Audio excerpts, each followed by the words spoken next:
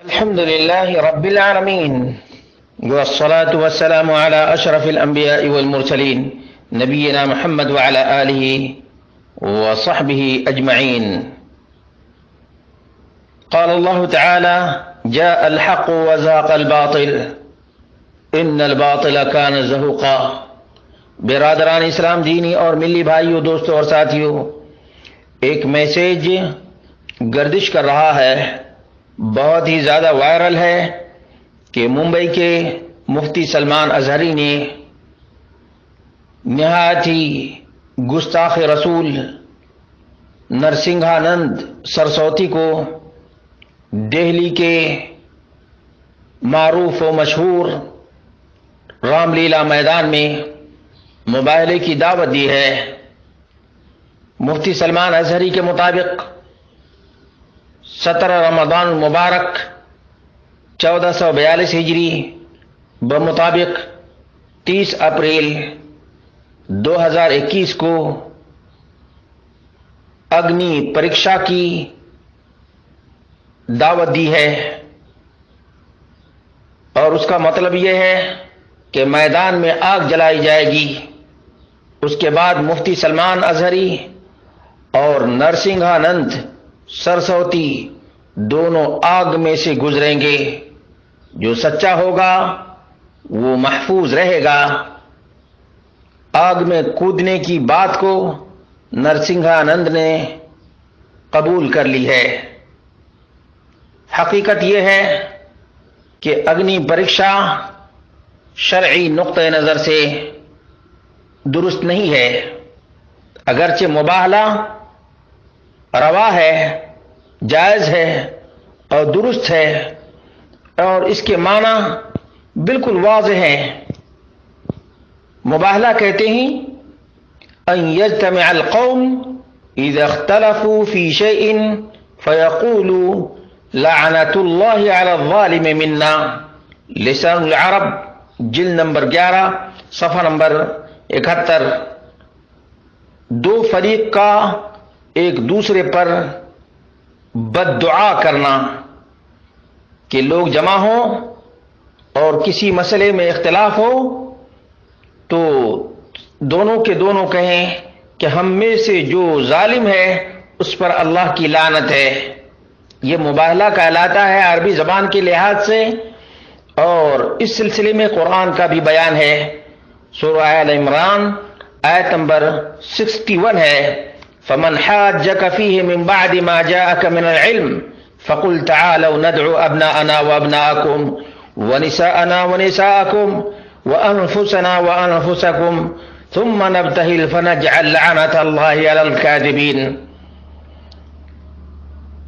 جو شخص آپ کے پاس اس علم کے آ جانے کے بعد بھی آپ سے اس میں جھگڑے تو آپ کہہ دیں کہ آؤ ہم تم اپنے اپنے فرزندوں کو، اور ہم تم اپنی اپنی عورتوں کو، اور ہم تم خاص اپنی اپنی جانوں کو بلا لیں، پھر ہم عاجزی کے ساتھ التجا کریں اور جھوٹوں پر اللہ کی لعنت کریں.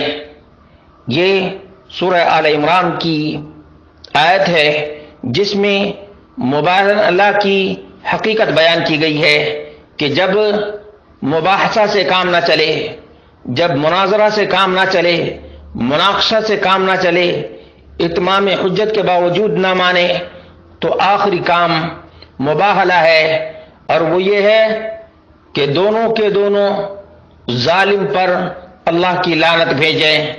لیکن اگنی پریکشا کا اسلام میں کوئی تصور نہیں ہے. چنانچہ صحیح بخاری کی 7145، صحیح مسلم کی 1840 نمبر روایت ہے. علی ابن ابی طالب رضی اللہ عنہ روایت کرتے ہیں کہ اللہ کے رسول صلی اللہ علیہ وسلم نے ایک صحابی کو ایک سریہ کا امیر بنایا، اور اس کے ماتحت لوگوں کو حکم دیا ان یطیعوہ، کہ اس امیر کی یہ سب کے سب اطاعت کریں. امیر ناراض ہو گیا اور اس نے لوگوں سے کہا: الیس قد امر النبی صلی اللہ علیہ وسلم ان تطیعونی، کیا اللہ کے رسول صلی اللہ علیہ وسلم نے تم سب کو میری اطاعت کا حکم نہیں دیا ہے؟ قالوا بلا، اس کے ماتحت لوگوں نے کہا کہ بالکل نبی کریم صلی اللہ علیہ وسلم نے حکم دیا ہے۔ اس نے کہا کہ میرا حکم یہ ہے کہ تم سب کے سب لکڑیاں اکٹھی کرو، پھر الاؤ تیار کرو اور اس کے اندر داخل ہو جاؤ۔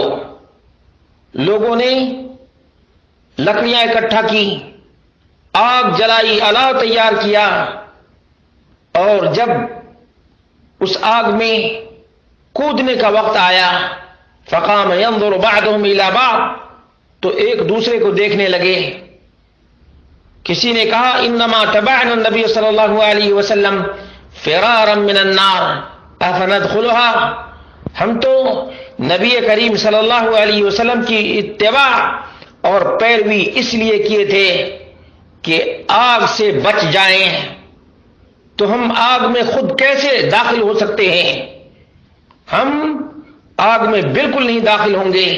یہاں تک کہ اللہ کے رسول صلی اللہ علیہ وسلم کے پاس یہ معاملہ پہنچا، اللہ کے رسول صلی اللہ علیہ وسلم نے فرمایا لو دخلوها ما خرجوا منها، اگر یہ سب کے سب اس الاؤ میں داخل ہو جاتے، اس آگ میں داخل ہو جاتے، تو کبھی بھی نہ نکلتے، کبھی بھی نہ نکلتے۔ مطلب یہ تھا کہ یہ کوئی طریقہ نہیں کہ اللہ تبارک و تعالیٰ کی نافرمانی کی جائے، آگ میں کودا جائے، اگنی پریکشا کی جائے، اور اس طرح سے وہ مباہلہ کی صورت اختیار کی جائے جو نہ رب کے قرآن میں ہے اور نہ نبی کے فرمان میں ہے۔ اس لیے میرے بھائیوں، دوستوں اور ساتھیوں، جذبات کے بجائے سنجیدگی سے کام لینا چاہیے اور اس اگنی پریکشا کی تائید نہیں کرنی چاہیے اور نہ یہ طریقہ اپنانا چاہیے۔ میرا صمیم قلب سے مفتی سلمان صاحب کو مشورہ ہے کہ آپ بے شک اس نرسنگھا سے مناظرہ کریں، مناقشہ کریں، ڈیبیٹ کریں جو اسلام کے دائرے میں ہو، لیکن اگنی پریکشا کرنا یہ شرعی نقطۂ نظر سے بالکل ناجائز، ناروا اور نادرست ہے۔ اللہ رب العالمین ہم سب کو اسلام میں دفاع محمد رسول اللہ صلی اللہ علیہ وسلم نے جو طریقہ اپنایا ہے اسی طریقہ کو اپنانے کی توفیق عطا فرمائے اور جذبات کے رو میں بہنے کے بجائے سنجیدگی سے کام لینے کی توفیق عطا فرمائے۔